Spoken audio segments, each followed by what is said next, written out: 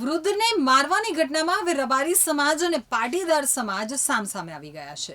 ભાવનગરના કાળા તળાવ ખાતે પાટીદાર ખેડૂત વૃદ્ધને મારવાની ઘટના બાદ પાટીદાર અને રબારી સમાજ વચ્ચે તણાવની સ્થિતિ સર્જાઈ હતી।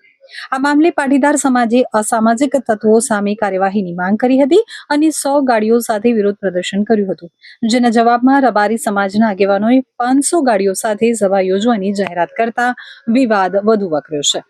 તો પાટીદાર સમાજના યુવક વિજય મંગુકિયાએ રબારી સમાજના આ નિવેદનોની સખત શબ્દોમાં ટીકા કરી છે।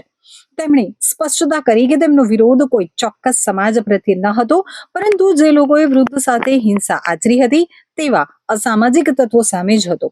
આ ઘટના સાંખી ન લેવાય અને જવાબદાર લોકોને કાયદાનો પાઠ ભણાવવા માટે અમે 100 ગાડીઓ લઈ અને કાળા તળાવ ગયા હતા, તેમ મંગુકિયાએ જણાવ્યું હતું। કાળા તળાવ ગામની અંદર જે ઘટના ઘટી છે એ ઘટનાને લઈને સમગ્ર વિશ્વની અંદર પડઘા પડ્યા છે। સુરતમાં 100 ગાડીઓ લઈ અને યુવાનો દ્વારા જે પ્રમાણે શક્તિ પ્રદર્શન કરવામાં આવ્યું એનાથી એને પેટમાં તેલ રેડાયું।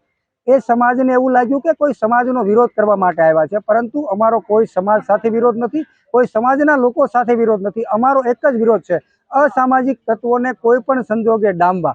જેવી રીતે આદરણીય નરેન્દ્રભાઈ મોદીનું એક સપનું છે કે આતંકવાદ સામે એમની લડાઈ છે, જેવી રીતે ભારતની અંદરથી હિન્દુસ્તાનની અંદરથી આતંકવાદને ખતમ કરવાનું છે, નહીં કે પાકિસ્તાન સામે લડાઈ। એવી જ રીતે અમારી રબારી સમાજ સાથેની કોઈ લડાઈ નથી, અમારી માત્ર ને માત્ર એક જ અસામાજિક તત્વો સામે લડાઈ છે, હની ટ્રેપ કરનારા લોકો સામે લડાઈ છે, પોક્સો જેવા ગંભીર ગુના કરનારા લોકો સામે લડાઈ છે। અમારી લડાઈ જે ખેત મજૂરી કરી રહ્યા લોકોને હેરાનગતિ કરનારા સામે લડાઈ છે। અમારી લડાઈ વયોવૃદ્ધ લોકોને પરેશાન દાબદબાણ કરીને ધાક ધમકી કરીને ખંડણી માંગવા વાળા લોકોની સામે લડાઈ છે।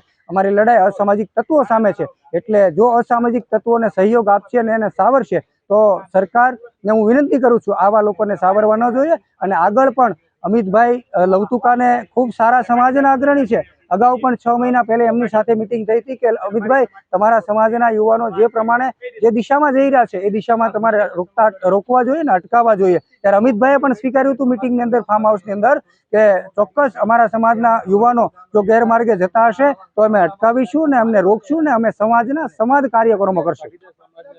તો મંગુકિયાએ રબારી સમાજને અપીલ કરતા કહ્યું કે જો તેમનો હેતુ તેમના સમાજના યુવાનોને સુધારવા માટે સભા કરવાનો હોય તો પાટીદાર સમાજ પણ તેમાં સહભાગી થશે।